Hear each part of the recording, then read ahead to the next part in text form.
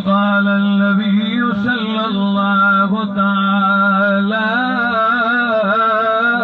عليه وآله وسلم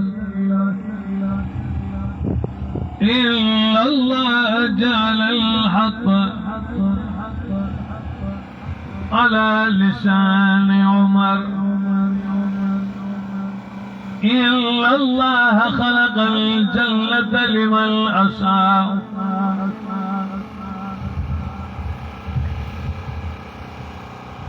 إن الله خلق الجنة لمن أطاعه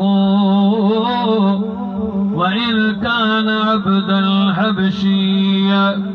وخلق النار لمن عصاه ولو كان حرا قريشيا إلا الله وملائكته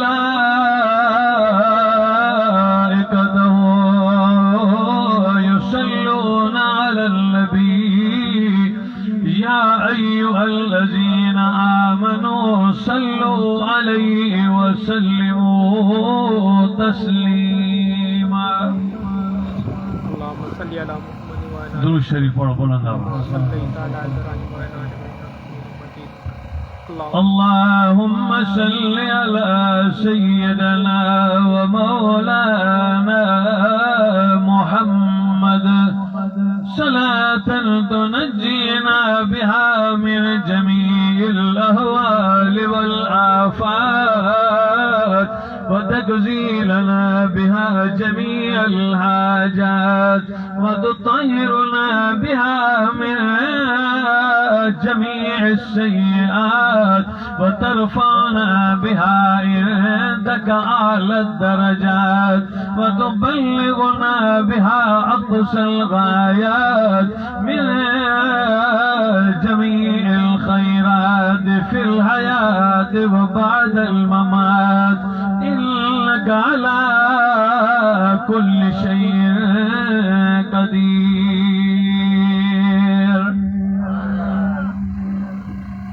सामईन मोहतरम बिरादरान इस्लाम मुसलमान भाइरों बुजुर्गों ऐं दोस्तों अल्लाह जे फज़ुल ऐं करम सां रात जे पहर में तक़रीबन 9 जून 2025 किरड़ पवार जे हिन इलाइक़े में दुम्बाले जे हिन इलाइक़े में अल्लाह जी साले बानन जी गुफ्तगू ऐं क़ुरान मजीद जी अज़ीम मुक़द्दस ऐं मुतहर कचहरी में गॾु थिया आहियूं। दुआ अल्लाह साईं तव्हां असांजी हिन हाज़िरी खे पंहिंजी बारगाह में क़बूल ऐं मंज़ूर फरमाए। मोहतरम मुसलमान भाइरों,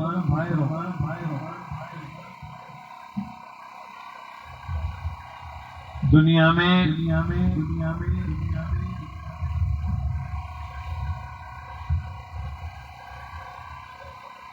अल्लाह तबारक व तआला दीन के अहिड़ो पसंद कयो आहे जो यो दीन समझाइण जे लाइ नबी सगो राह सच्चा पैगंबर अल्लाह मोकले वही जो सिलसिलो गंढे माण्हुनि जे हिदायत जो फ़ैसिलो कयो। नबूवत जो सिलसिलो हलंदो रहियो ऐं ख़त्म थियो आख़िर ज़मा पैगंबर फ़ख्रे रसूल सैयद कुल हादी सुबुल शाफी महशर इमामुल अंबिया हजरत मोहम्मद अरबी सल्लल्लाहु अलैहि वसल्लम जिन जी ज़ात अक़दस ते क्योंकि एक नबी का पोइ वरी ॿियो नबी हो, ॿिए खां वरी पोइ टियों नबी हो, टे खां पोइ वरी चौथों नबी हो, किथे गॾु नबी हुआ, सवे नबी, हज़ारे नबी, लखे नबी अल्लाह जेके सच्चा मोकिलिया उहे दुनिया में आया जिन जी दीन पेश कयो ऐं दीन आहे अल्लाह जो। नबी त पैगंबरन जिन अल्लाह जो हक़ सां सच सां पैगाम खणी अमानत समझी उम्मत ताईं पहुचायो। ऐं सब खां पहिरीं अमल पाण कयूं, पोइ वरी उम्मत खे अमल समझायूं। पर जेको नबी अचे पियो उहो बिशारत पियो ॾे त मूंखां बाद हिकिड़ो नबी आहे, उनखे तव्हां नबी करे मञिजो, ऐं मूंखां पहिरीं जेको फलाणो नबी हो उनजी आउं तस्दीक थो कयां। माना गुज़रियल जी तस्दीक, अचण वारे जी बिशारत। हर नबी इहो कमु कंदो। जॾहिं हज़रत ईसा अलैहिस्सलाम दुनिया जी धरती ते आयो त ईसा अलैहिस्सलाम चयो मुसद्दिक़म बिरसूलिन याती मिन बाद इस्मुहु अहमद, पहिरियन जी तस्दीक थो कयां। मुबश्शिरम बिरसूलिन याती मिन बाद मुबश्शिरम बिरसूलिन, आउं बिशारत थो ॾियां त मूंखां बाद हिकु रसूल ईंदो, जंहिं रसूल जो नालो अहमद हूंदो अर्श ते, ऐं ज़मीन ते उनजो नालो मुहम्मद हूंदो। माना गुज़रियल जी तस्दीक कई त हज़रत मूसा भी सचो, हज़रत दाऊद अलैहिस्सलाम भी सचो हो, हज़रत इब्राहिम और इस्माइल भी सच्चा, इसहाक अलैहिस्सलाम, याकूब अलैहिस्सलाम, यूसुफ अलैहिस्सलाम सच्चा। तस्दीक हज़रत आदम का वठी सब ताईं कई। पाण सूदो तस्दीक कई त आउं भी नबी आहियां, इन्नी अब्दुल्लाह, आउं अल्लाह जो बानू आहियां। आतानियल किताब, अल्लाह मूंखे किताब ॾिनो आहे। वजअलनी नबिया, अल्लाह मूंखे नबी बनायो। पहिरियन नबीयन जी तस्दीक कई ऐं पाण खे नबी ऐं के साहिब इंजील ॿुधाई, ऐं बाद में फरमाई मुबश्शिरम बिरसूल यअती मिन बाद इस्मुहु अहमद, मूंखां बाद हिकु नबी आहे जंहिंजो नालो अहमद मुहम्मद मुस्तफ़ा हूंदो, जेको सभिनी नबीयन जो सरदार पगदार अॻवान हूंदो, सरवान हूंदो,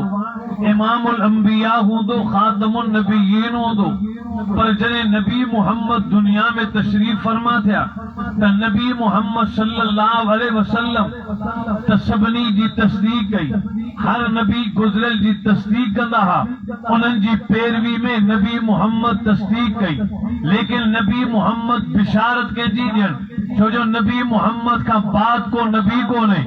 इएं चवनि त आउं बिशारत थो ॾियां मूंखां बाद नबी आहे। फरमाइनि न, बस आउं आख़िरी तामीरात जी सिर हुउसि, जो कम मुकम्मल थी वियुसि, तामीर बिल्डिंग रिसालत जी मुकम्मल थी वई। हाणे मूंखां बाद को नबी कोन्हे, मूंखां बाद क़यामत हूंदी,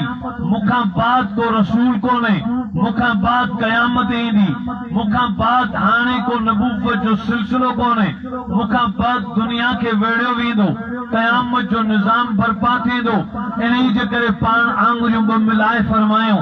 हिकु आंगुर ऐं ॿिए आंगुर जे विच में जेका विथी आहे, बस मूंखां ऐं क़यामत जे विच में एतिरी विथी जेतिरो ज़मानो आहे, ऐं उनखां बाद क़यामत जो ज़मानो हूंदो। इन्ही जे करे नबी मुहम्मद का पहिरियां माण्हू चवंदा हुआ त ज़रूर हिकिड़ो नबी ईंदो ऐं उनजो नालो मुहम्मद हूंदो। बिशारत तौरात में आहे, बिशारत इंजील में आहे, बिशारत ज़बूर में आहे, बिशारत वलीयन जी ज़ुबान में आहे, बिशारत नबीयन जी ज़ुबान में आहे, बिशारत तारीख़ जे किताबनि में आहे त आईंदा हिकु मुहम्मद ईंदो, जंहिंजा निशानियूं, जंहिंजूं निशानियूं ऐं जंहिंजी पुरगोर लहण वारा किताब ऐं मुसहफ़ मौजूद हुआ। लेकिन नबी मुहम्मद अचण खां पोइ इंतज़ार नबी जो ख़त्म थियो। हाणे काइनात खे इंतज़ार क़यामत जे ॾींहं जो आहे। इन्ही जे करे मुसलमानो, कलमे वारो, असां सभिनी खे नबी मुहम्मद अरबी आख़िरी नबी मिलियो। मा कान मुहम्मदुन अबा आदम मिन रिजालिकुम वलाकिन रसूलुल्लाह व खातमुन नबिय्यीन व कान अल्लाहु बिकुल्लि शैइन अलीमा। अल्लाह फरमायो, सोना नबी मुहम्मद क़यामत ताईं कोई नबी कोन ईंदो, ख़त्म नबूवत जो ताज तुंहिंजे मथे ते ठहे पियो, सो सजाए छॾियो अथव। मुसलमानो, अरे तो अल्लाह में डिम थींदा थींदा थींदा हाणे आख़िरी पॉइंट ते बचाए छो भला?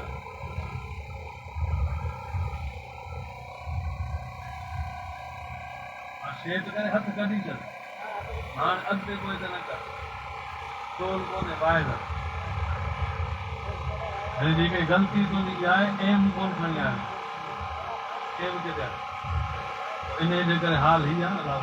एम जरूरी आ आई जे एम खण जा अल्लाह रब्बुल आलमीन सोने नबी मोहम्मद नबी सल्लल्लाहु अलैहि वसल्लम के सारी कायनात नबियन जो सरदार बनायो और तुम पाले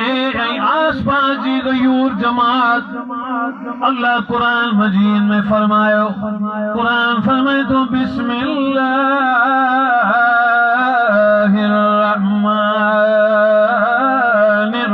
बिस्मिल्लाहिर्रहमानिर्रहीम मा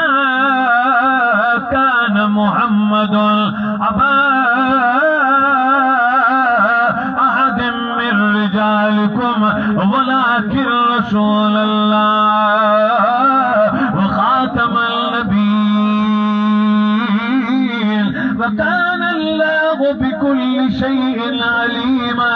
सोना नबी मोहम्मद नबी सल्लल्लाहु अलैहि वसल्लम अल्लाह तुझे मथे ते क़यामत ताईं खत्म नबुव्वत जो ताज सजायो आई नबी पाक सल्लल्लाहु अलैहि वसल्लम में अल्लाह इहा भी सिफत रखी है जो हर ज़मानो नबी जो वधी का बुलंद होंदो कुरान फरमाए तो अलम नशरह लक सदरक व वज़ना लक विज़रक अल्लज़ी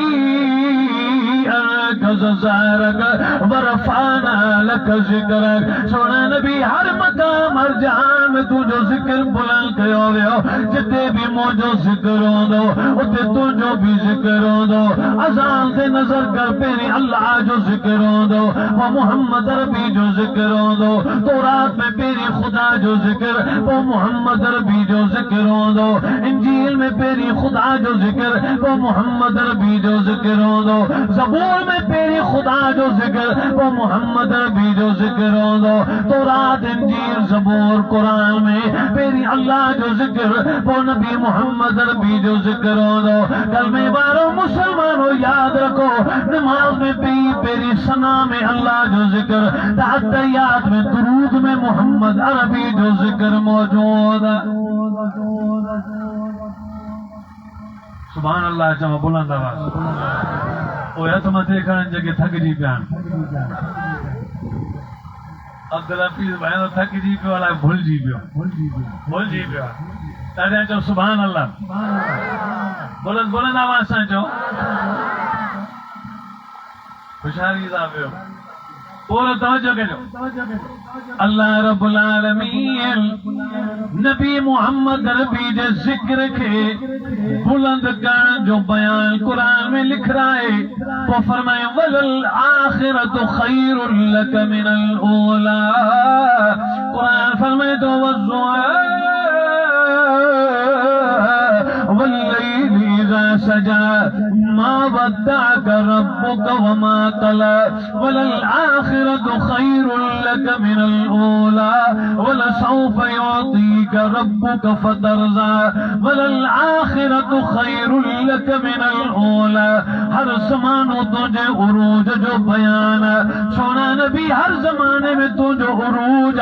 हालांकि हर उरूज ते सवाल ही दुआ पर हिकड़ो ही मोहम्मद रबी आ जंहिंजे उरूज ते सवाल कोने हमेशा उरूज ही उरूज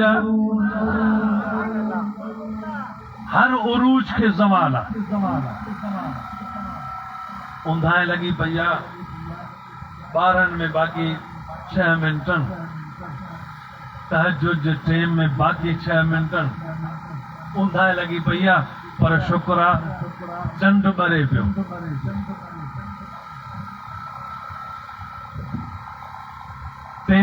ज़ुल्हज जी रात 1446 हिजरी चंड बरे पियो पर आस्ते आस्ते आस्ते आस्ते आस्ते तारीख़ूं हलंदियूं पछाड़ी में 29 वेंदी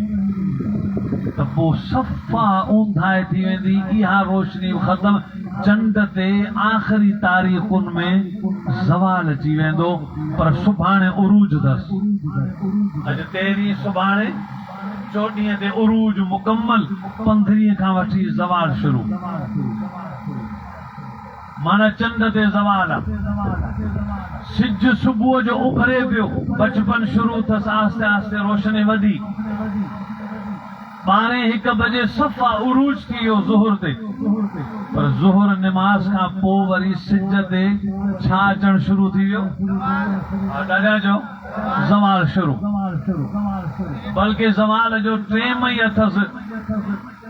12 खां वठी ज़वाल शुरू सिज ते ज़वाल आहे चंड ते ज़वाल आहे मौसम ते ज़वाल आहे अंबनि जी मौसम आहे पर हींअर उरूज आहे पछाड़ी अंबनि जी मौसम ते पछाड़ी जो थींदी जेको खणंदो त कीअं हथ कढो ख़तम थी वई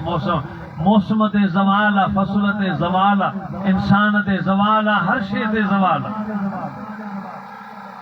लेकिन नबी उहा हस्ती आहे जेका ज़वाल खां ई रब पाक रखी छॾी आहे तॾहिं जो कीअं तॾहिं जो सुभाणे अल्लाह नबी पाक सल्लल्लाहु अलैहि वसल्लम न आया सभिनी खे इंतज़ार हो बिशारतूं पियूं मिलन जॾहिं नबी मोहम्मद अची विया त उन्हनि जी विलादत बि उरूज वारी अम्मा फरमाए थी अम्मा आमना सलामुल्लाह अलैहा जो बयान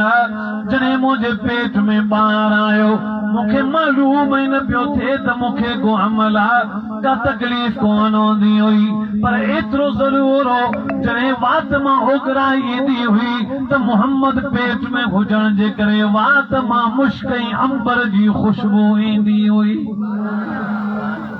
उरूज ई उरूज नबी पाक सल्लल्लाहु अलैहि वसल्लम अम्मा जे पेट में अम्मा जो बयान पत्थर ते कदम थी रखा पत्थर भी मेण वांगुर नरम थी पिया पवन हूअं त बकरियूं छलजंदियूं कोन हुयूं पर जॾहिं मोहम्मद मुंहिंजे पेट में आयो बकरियूं अदब सां पोयां हलंदियूं हुयूं जीअं इशारो कयां बकरियूं ईअं कंदियूं हुयूं जिना हकलियां ओॾे हलंदियूं हुयूं जानवर भी फरमान बरदार थी चुका हुआ उन्हारे गर्मी मौसम में वेंदी हुअसि कुदरती मुंहिंजे लाइ पखे जो इंतज़ाम थी वेंदो हो हवा पई राति ॾींहं लॻंदी हुई जॾहिं खूह तां पाणी भरण वेंदी हुअसि त हूअं त वॾा डोल भरे पाणी ते ज़ोर लॻाईंदी हुअसि पर जॾहिं मोहम्मद मुंहिंजे पेट में आयो त ईअं बि महसूस जो वञा पई खूह तां पाणी भरण त पाणे पाणी किनारे पाणी भरिजी ईंदो हो आराम सां पाणी लाहे वठंदी हुअसि त पाणी पोइ वरी पंहिंजी जाइ बि हली वेंदो हो जॾहिं नबी मोहम्मद भी सल्लल्लाहु अलैहि वसल्लम जी विलादत थी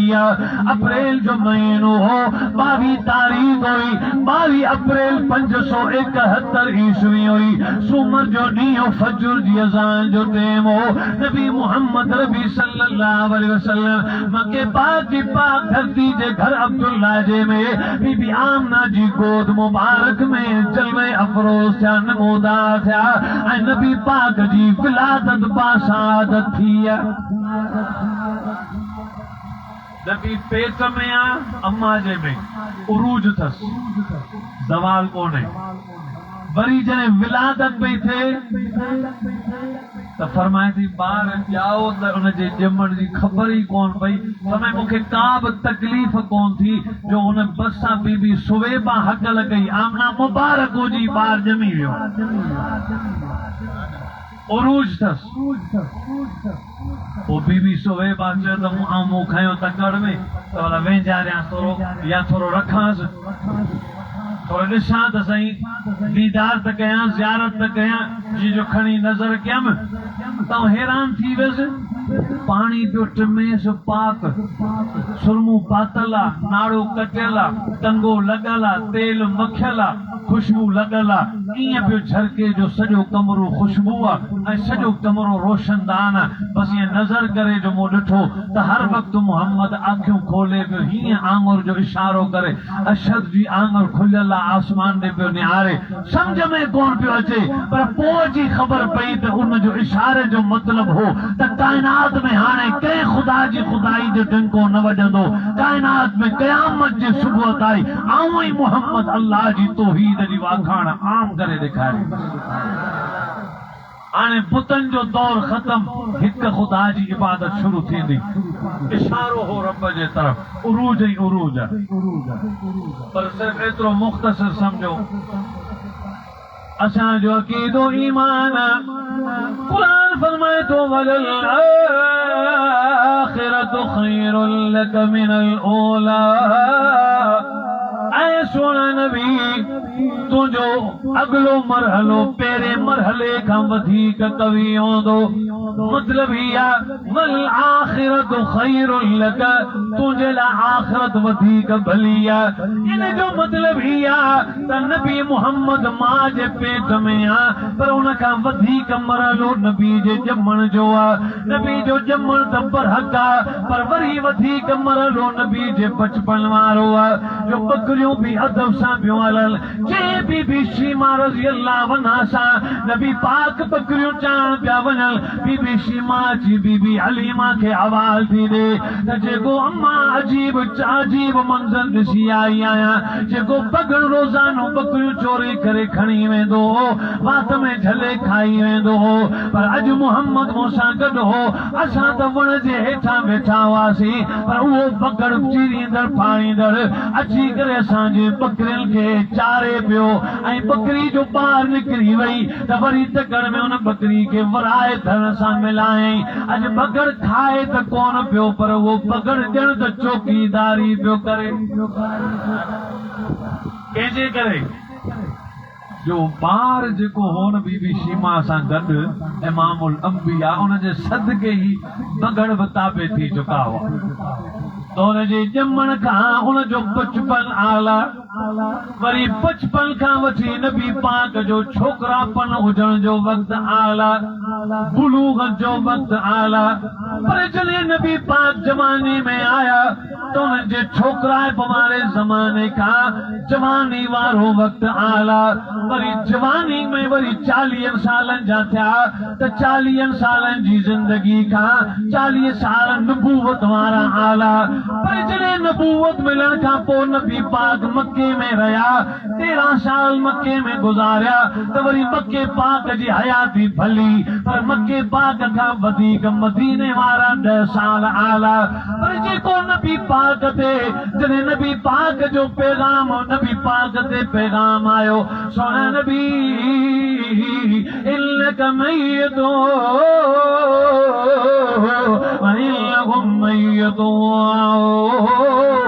सोना नबी तो जरूर दुनिया में वफात करे छो जो दुनिया में जेके भी नबी आया हिकड़ी अल्लाह सां वञी मिलिया तोखे भी हिकड़े ॾींहुं अल्लाह सां मिलणो आहे इन्नक मय्यतुन तोते भी त मौत ईंदो जेके माण्हू जेके नबी आया उहे भी दुनिया में वफात करे विया तोखे भी हिकड़े ॾींहुं अचणो आहे जेकॾहिं अचणु चाहीं त तूं अच 8 साल नबी जा जॾहिं मुकम्मल थिया हज़रत जिब्रील अमीन इजाज़त तलब कई अल्लाह जे नबी इजाज़त ॾींदे फरमायो त ऐ जिब्रील मुंहिंजी दिलि चवे थी त मां मौत खां पोइ अल्लाह सां मिलंदुसि त हींअर ई आउं अल्लाह सां मिलण लाइ तयार आहियां त हज़रत इस्राईल अलैहिस्सलाम आयो जंहिं जी रूह जी अमानत खई आहे 70,000 फरिश्ता गलनि ऐं आसमान पहिरें ते 70,000 फरिश्तनि जो इस्तक़बाल हो नबी मोहम्मद जो रूह पियो अचे हर आसमान ते 70,000 मलाइक इस्तक़बाल में आहिनि अर्श मजीद ते रब्बुल उला इस्तक़बाल में आहे माना नबी जे हुजण नबी जी हयाती खां पोइ नबी जी वफ़ात जो मरहलो अञा वधीक आला पर क़ुरान फरमाए वलल आखिरतु खैरुल लक मिनल ऊला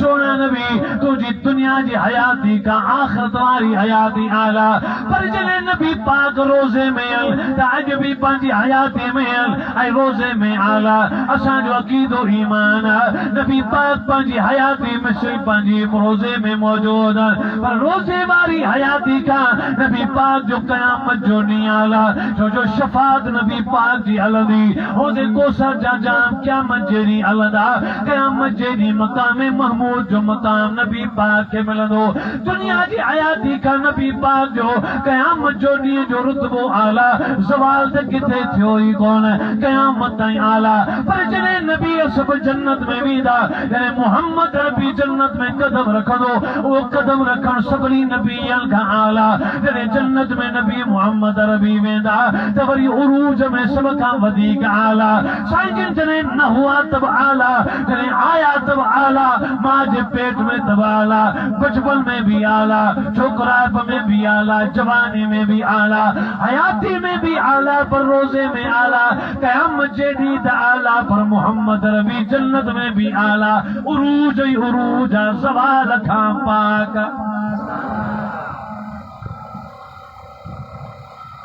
अज़ान ईंदी अज़ान साईं खान मोहम्मद पठान अॼु भाईंदो अज़ान कोन नी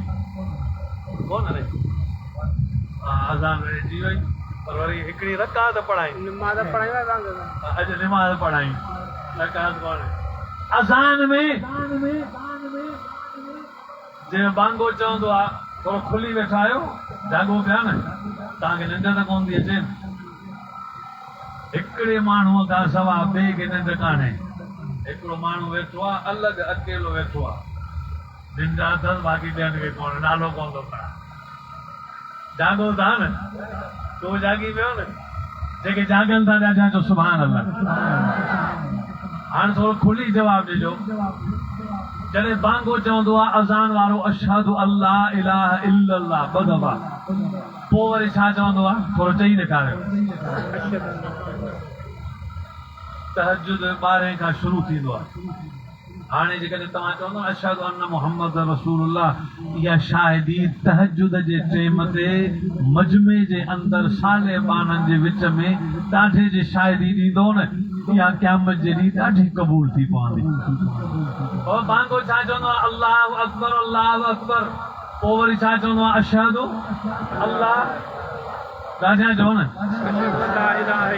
अशहदु अल्लाह इलाहा इल्लल्लाह पोइ छा चवंदो आहे अशहदु अन्न मुहम्मद रसूलुल्लाह अल्लाह पंहिंजे महबूब सां वाइदो कयो आहे वरफाना लक ज़िक्रक ऐं सोना नबी तुझे ज़िक्र के मुंह बुलंद करे छॾियो आहे हाणे नबी पाक सल्लल्लाहु अलैहि वसल्लम जो ज़िक्र लाउडन ते अज़ान में बुलंद थींदो रहंदो आहे सभ खां पहिरीं सिज दुनिया जी धरती ते उभरंदो आहे फिजी मुल्क मां सिज ज़ाहिर थींदो आहे ऐं उतां खां जीअं जो अज़ान शुरू थींदी आहे उते अज़ानूं शुरू थींदियूं आहिनि सॼे मुल्क में अधु कलाक जो फ़ासिलो हूंदो आहे अधु कलाक अज़ानूं ईंदियूं रहंदियूं आहिनि जीअं मुल्क पाकिस्तान में बि अधु कलाक जो फ़ासिलो इस्लामाबाद में तव्हां नमाज़ पढ़ो कराची में तव्हां नमाज़ पढ़ो 35 मिंटनि जो फ़ासिलो हूंदो जेका नमाज़ होॾां 5 बजे पढ़ीसीं उहा हेॾां 5:30 बजे माना अधु कलाक जो मुल्क में फ़ासिलो हूंदो आहे मुल्क जे मुख़्तलिफ़ जायुनि ते अज़ान फजी मुल्क मां सिज उभरंदो अज़ानूं फजर जूं शुरू थींदियूं आहिनि अञा अधु कलाक अज़ानूं हलंदियूं ई रहंदियूं आहिनि त अॻियां वरी ॿिए मुल्क में सिज जी रोशनी पहुची वेंदी आहे अछाण शुरू थी वई पाख पुटण शुरू थी वई त इंडोनेशिया में अज़ानूं शुरू थी वयूं बर्मा में अज़ानूं शुरू थी वयूं अञा उन्हनि मुल्कनि में अज़ानूं मुकम्मल न थियूं त वरी बांग्लादेश में अज़ानूं शुरू थी वयूं बांग्लादेश में अञा अज़ानूं मुकम्मल न थियूं त हिंदुस्तान में अज़ानूं शुरू थी वयूं अहिड़े जे हिसाब सां हिंदुस्तान तमामु वॾो आहे इन जे करे हिंदुस्तान जी हिकिड़ी कुंड खां ॿी कुंड ताईं कलाक जो वक़्त जो फ़र्क़ु आहे कलाक अज़ानूं ईंदियूं रहंदियूं आहिनि अञा अज़ानूं हिंदुस्तान जूं पूरियूं न थींदियूं आहिनि त वरी फजर जूं अज़ानूं शुरू थिया पाकिस्तान में अज़ानूं शुरू थी वेंदियूं आहिनि पाकिस्तान में अधु कलाक जो फ़ासिलो ई हूंदो आहे त वरी दुबई जूं अज़ानूं शुरू थी वेंदियूं आहिनि अञा दुबई जो अधु कलाक पूरो थियण वारो मसो हूंदो आहे 28 मिंटनि खां पोइ वरी इराक में अज़ानूं शुरू थी वेंदियूं आहिनि ईरान में अज़ानूं शुरू थी वेंदियूं आहिनि अञा अज़ानूं पूरियूं न थींदियूं आहिनि अफ़गानिस्तान में अज़ानूं शुरू थी वेंदियूं आहिनि अञा अधु कलाक अफगानिस्तान जो हूंदो आहे त सऊदी अरब में अज़ानूं शुरू थी वेंदियूं आहिनि जेॾी महिल मके पाक जे बैतुल्लाह में अज़ान फजर जी शुरू थींदी आहे त फजी मुल्क में वरी ज़ुहर जूं अज़ानूं शुरू थी वेंदियूं आहिनि ताजा चवनि सुभान अल्लाह होॾां बांगो मके में चवंदो अल्लाहु अकबर तोरा फजीअ में ज़ुहर जी अज़ान ॾियण वारो चवंदो अल्लाहु अकबर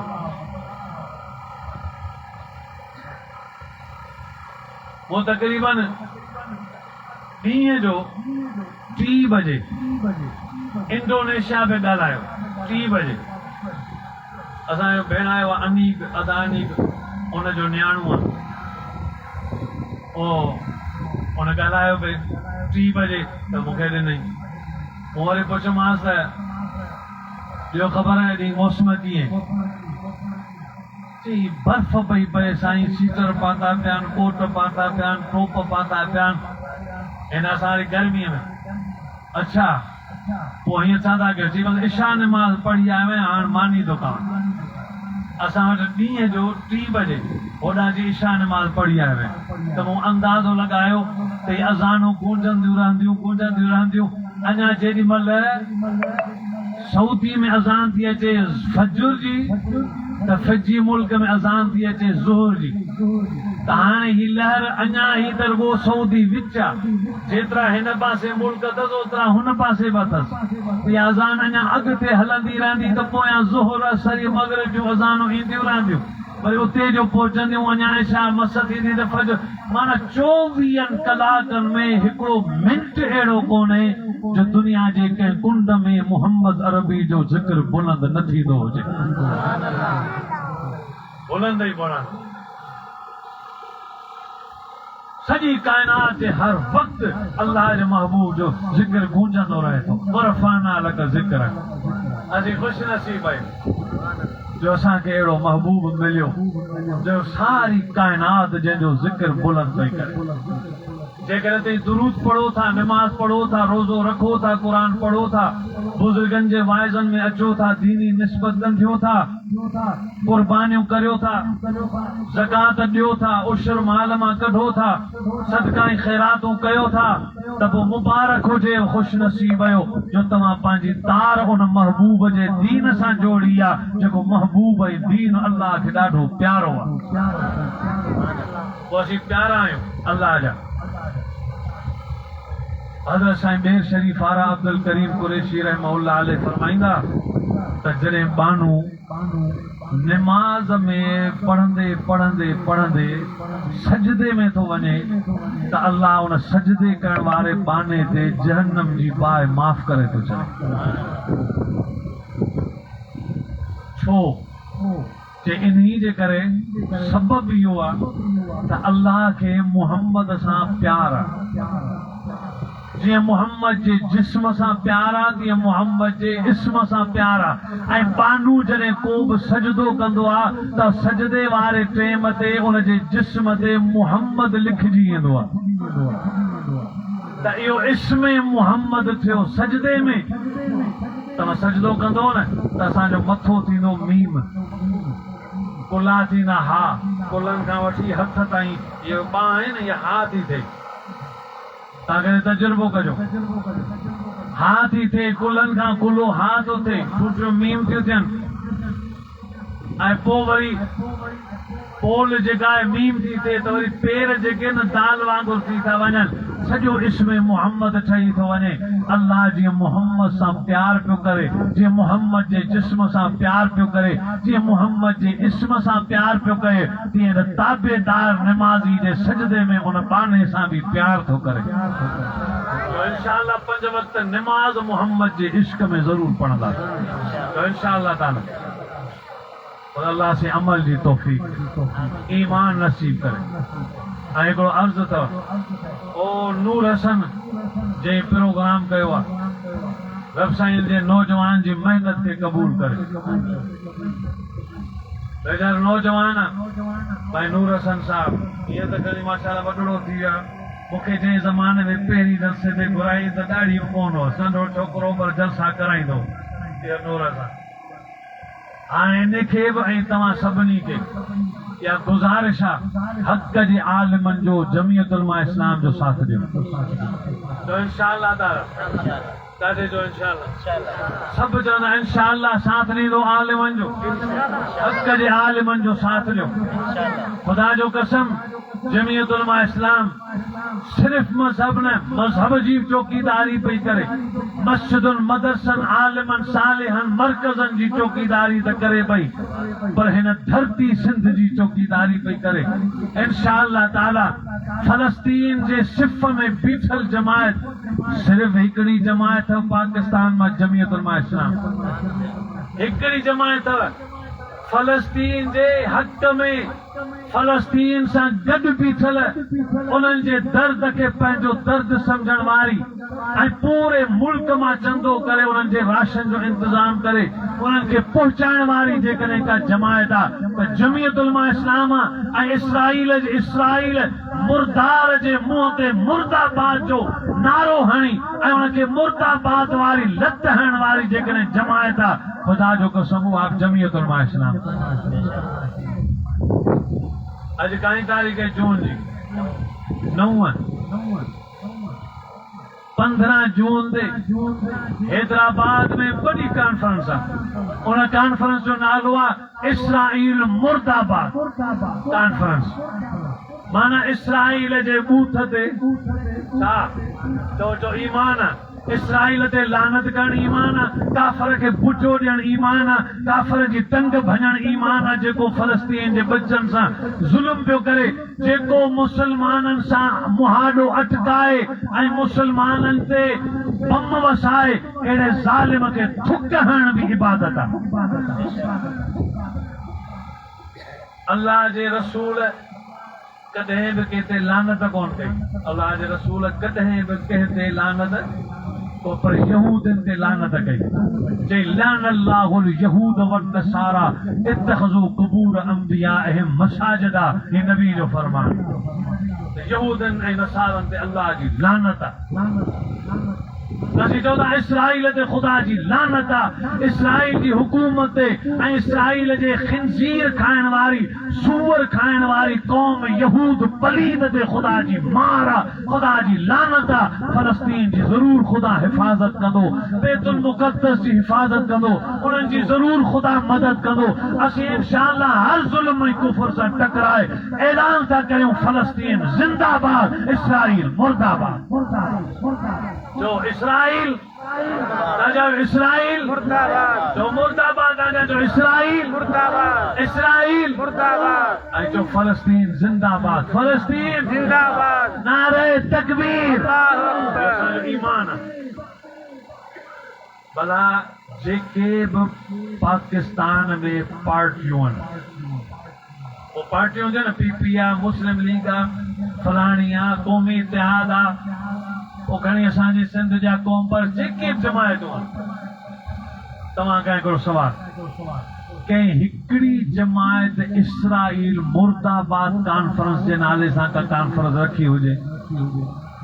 हिकिड़ी ॾेखारे का नंढड़ी वॾी 3-4 ॼणा वेठा 13 ॼणा वेठा इसराईल मुर्दाबाद कॉन्फ्रेंस रखाए हुजे भला 13 माण्हुनि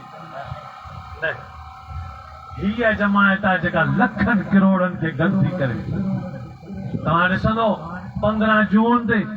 कायद जमीयत हज़रत मौलाना फज़लुर रहमान साहब जे हुकुम ते जेका इसराईल मुर्दाबाद कॉन्फ्रेंस रखियल आहे सिंध जे जनरल हज़रत अल्लामा राशिद महमूद सूमरो साहब जी कोशिशुनि सां जेका मेहनत थियल आहे ऐं इहा कॉन्फ्रेंस रखियल आहे उनमें भरपूर नमूने सां जॾहिं तव्हां शिरकत कंदो तव्हां ॾिसंदो त अख जी नज़र खुटी वेंदी पर माण्हुनि जो तइदाद न खुटंदो इंशाअल्लाह ताला इन कामयाबी लाइ दुआ बि घुरो ऐं इन कॉन्फ्रेंस में शिरकत जी भरपूर नमूने सां तयारी बि कयो पाण बि पंहिंजे दोस्तनि खे वठी गाॾियूं भरे झंडा खणी नारा हणी मैदान ते निकिरूं पंहिंजे दोस्तनि खे दावत ॾियूं पंहिंजे मिटनि माइटनि खे तालुक वारनि खे दावत ॾेई सभिनी खे इन 15 जून वारी इसराईल मुर्दाबाद कॉन्फ्रेंस में शामिल कयूं झंडा हथन में हूंदा, तकबीर जा नारा हूंदा, फलस्तीन जिंदाबाद जा नारा हूंदा, इसराइल खिंजीर ते मुर्दाबाद जा नारा हणी असीं उते पहुची आलिमन सां सथ में भी असीं साबित कराईंदासीं त असीं इसराइल गुंडे ऐं दहशतगर्द सां गॾु न आहियूं। असीं फलस्तीन जे मज़लूम मुसलमाननि सां गॾु आहियूं, बैतुल मुक़द्दस सां गॾु आहियूं, मस्जिद नबवी सां गॾु आहियूं, बैतुल्लाह सां गॾु आहियूं, उम्मत मुस्लिमा ऐं कलमे वारनि सां गॾु आहियूं। हलंदो इंशाअल्लाह ताला, मोम हलाईंदो इन तारीख़ जी इंशाअल्लाह ताला। बस भरपूर नमूने सां कोशिश कबी, भरपूर नमूने सां असीं उनमें शिरकत भी करियूं ऐं गॾोगॾु पंहिंजे दोस्तनि खे तैयार करियूं त इंशाअल्लाह भरपूर नमूने सां शिरकत कबी। नूर हसन साहब जेको प्रोग्राम रखायो आहे, रब साईं जे प्रोग्राम के जिन जिन ताउन कयो उनजे ताउन के रब साईं क़बूल ऐं मंजूर फरमाए। आखिर दावाना अनिल हम्दुलिल्लाहि रब्बिल आलमीन। अल्हम्दुलिल्लाह रब्बिल आलमीन वल आक़िबतुल मुत्तक़ीन वस्सलातु वस्सलामु अला सय्यिदिर रुसूल खातमन नबिय्यीन। रब्बना ज़लमना अनफुसना व इल्लम तग़फिर लना व तरहमना लनकूनन्ना मिनल खासिरीन। अल्लाहुम्मा इग़फिर ली व लिवालिदैया व लिजमीइल मुमिनीन वल मुमिनात वल मुस्लिमीन वल मुस्लिमात इन्नका समीउम मुजीबुद दावात। या अल्लाह से असां सभिनी जा गुनाह माफ़ फरमा, ख़ताऊं असांजो माफ़ फरमा, लग़्ज़शूं ऐं कमियूं कोताहियूं गुनाह माफ़ फरमा। या अल्लाह आइंदा असां सभिनी खे सुठा ऐं चङा अमल करण जी तौफ़ीक़ नसीब फरमा। या अल्लाह असां सभिनी खे शिफ़ा ॾे ऐं असां सभिनी जे घर भातनि खे शिफ़ा ॾे, असांजे वॾड़नि ऐं नंढड़नि मर्दनि ऐं औरतुनि खे शिफ़ा ॾे, असांजे ज़ईफ़नि खे बि शिफ़ा ॾे, जवाननि खे बि शिफ़ा ॾे, असां सभिनी खे शिफ़ा ॾे, असां सभिनी जे भेनरुनि भाइरनि खे शिफ़ा ॾे, पीउ माउ खे शिफ़ा ॾे, पुटड़नि धीअरुनि खे शिफ़ा ॾे, ज़ालुनि पुटड़नि भाइरनि भेनरुनि सभिनी खे शिफ़ा अता फरमा। या अल्लाह पूरी उम्मत मुस्लिमा के शिफा दे। या अल्लाह असा के कामिल ईमान अता कर, कामिल तक़वा अता कर, कामिल हिदायत अता कर, कामिल तंदुरुस्ती नसीब फरमा। असा सबनी जे रिज़्क रोज़ी में बरकत अता फरमा। असा सबनी के या अल्लाह हर तरह जी मदद, हर तरह जी तक़वा, हर तरह जी फरमा बरदारी नसीब फरमा। असा के घरन में भी सुकून अता कर, ॿाहिरि भी सुकून अता कर, दुनिया में भी सुकून ऐं आखिरत में भी सुकून अता फरमाइजा। दुनिया में भी या अल्लाह तो पांजो खास फज़ुल ऐं मदद नसीब फरमा। मौत माल भी खास फज़ुल ऐं मदद नसीब फरमाइजा। कब्र में हज़ारे साल केतिरो सुम्हंदासीं, या अल्लाह ओतिरे तो कब्र में सुम्हण वारे ज़माने में भी पांजो खास फज़ुल ऐं करम नसीब फरमाइजा, मदद नसीब फरमाइजा। क़यामत ॾींहुं उथारी उथण साण पंहिंजे महबूब जे पाक हथनि मां हौज़े कौसर जा जाम नसीब फरमाइजा। नबी पाक जी शफ़ाअत नसीब फरमाइजा। बिना हिसाब जन्नत में दाखिल फरमाइजा। या अल्लाह मेहनत कबूल फरमा, ये तावन कबूल फरमा, ये हाज़िरी कबूल फरमा। भाई नूर हसन साहब उनकी सॼी टीम जेका जदोजहद कई, जदोजहद के कबूल फरमा। इन खैरात फी सबील अल्लाह के कबूल फरमा। आलिमन जे लाइ मान्युन इंतज़ाम, जमायत लाइ इंतज़ाम रब कबूल फरमा। ला इलाहा इल्ला अंत सुब्हानक इन्नी कुन्तु मिनज़ ज़ालिमीन। रब्बना आतिना फिद दुनिया हसना व फिल आखिरति हसनतन व क़िना अज़ाबन्नार। रब्बना तक़ब्बल मिन्ना इन्नका अंतस समीउल अलीम व तुब अलैना इन्नका अंतत तव्वाबुर रहीम। व सल्लल्लाहु तआला अला खैरि खल्क़िही सय्यदना व मौलाना मुहम्मद व अला आलिही व अस्हाबिही अजमाइन बिरहमतिका या अरहमर राहिमीन। ला इलाहा इल्लल्लाह मुहम्मदुर रसूलुल्लाह।